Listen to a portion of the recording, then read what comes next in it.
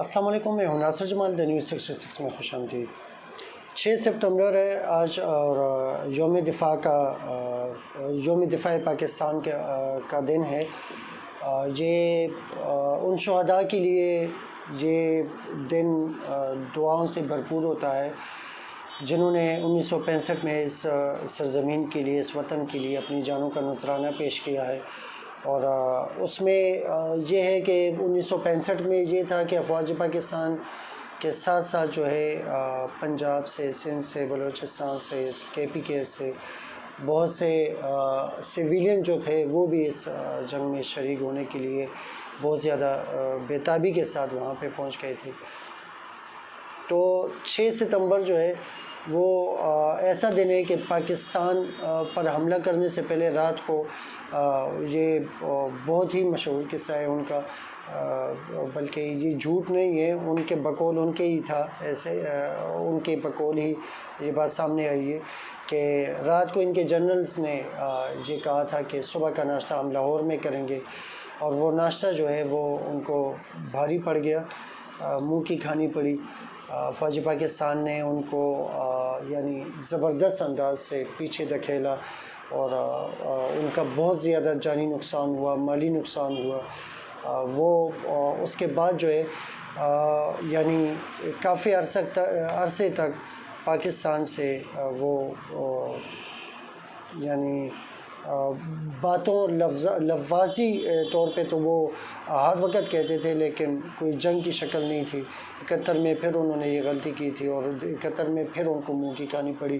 تو بہرحال یہ 6 سپٹمبر جو ہے یہ ان کے لیے بہت زیادہ یعنی رونے والا دن ہے کہ ایک بہت بڑا دعویٰ کر کے وہ اس کو عملی جامہ نہیں پہنا سکے۔ GHQ میں آج باجوہ صاحب جو ہیں وہ شہداء کے لیے ان کی قبروں پہ پھول چڑھائیں گے، اور یہ ہر سال ہوتا ہے۔ TV پروگرام پہ آپ دیکھ رہے ہیں، سوشل میڈیا پہ آپ دیکھ رہے ہیں کہ جو شہداء ہیں ان کے لیے ایک دعائیں جو ہیں وہ کی جاتی ہیں۔ انڈیا والوں نے کل جو ہے، کل کے پرسوں انہوں نے ایک پبلک سٹیٹمنٹ دے دی ہے کہ اقوام متحدہ جو ہے یہ کشمیر کے ایشو پہ بات کرنے نہ دیں عمران خان کو۔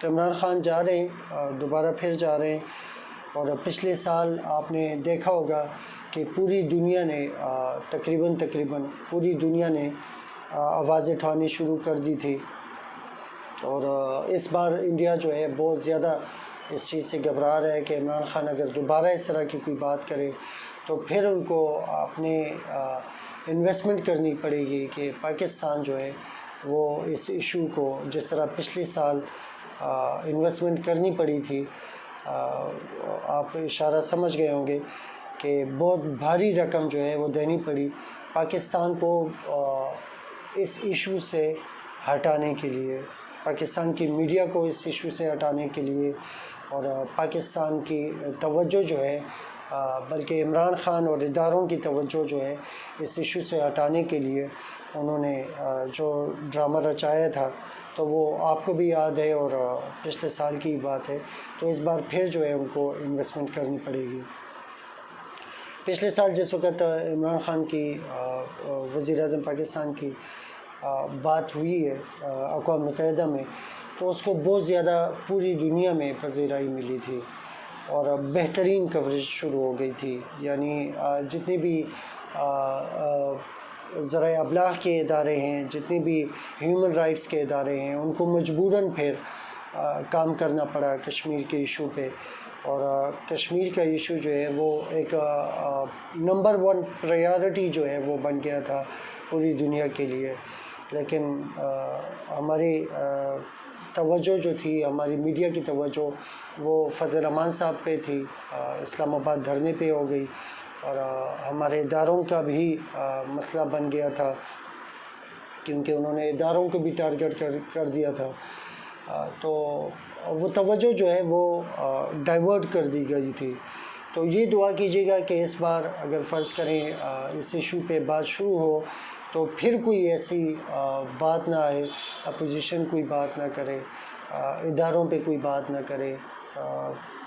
مطلب اس ایشو کو کشمیریوں کی امانت سمجھ کے ہم کم از کم اگر آواز نہ اٹھائیں تو اگر کوئی اٹھا رہا ہے تو اس کو اٹھانے دیں اور اس کے لیے رکاوٹ نہ بنے. تو بہرحال دعا کیجیے گا اس بار ذرا تھوڑا سا اچھے طریقے سے اگر ہو جائے. تو اگر عالمی طور پہ عالمی فورم پہ یہ بات اٹھتی ہے تو وہ پاکستان میں بھی اٹھانی چاہیے. بلکہ ہمارا اپنا جو ہے وہ ایک فرض بنتا ہے سوشل میڈیا پہ ایک آدھ دن میں جب ہم آدھا گھنٹہ اپنے ہی ایکٹیویٹیز کے لیے دیتے ہیں سوشل میڈیا پہ تو کم از کم 5 سیکنڈ کے لیے کوئی اسٹیٹمنٹ دے دیں سوشل میڈیا پہ.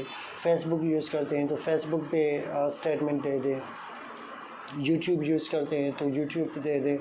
تو اس ایشو کو مرنے نہ دیں. کشمیریوں کا حق ہے ہم پہ اور یہ حق جو ہے یہ اس کا پوچھا جائے گا. جس کے پاس جو فورم ہے اس سے پوچھا جائے گا. اپنا بہت زیادہ خیال رکھیے گا. کشمیر پہ ضرور بات کیجیے گا جس فورم پہ بھی ہے. ٹک ٹاک پہ ہیں آپ, فیس بک پہ ہیں, ٹویٹر پہ ہیں, انسٹاگرام پہ ہے, جس فورم پہ بھی ہے, جو بھی فورم آپ یوز کرتے ہیں کائنڈلی کشمیر کے لیے ضرور آواز اٹھائیے گا. بہت بہت شکریہ. السلام علیکم. پاکستان زندہ باد. پاک فوج پائندہ باد.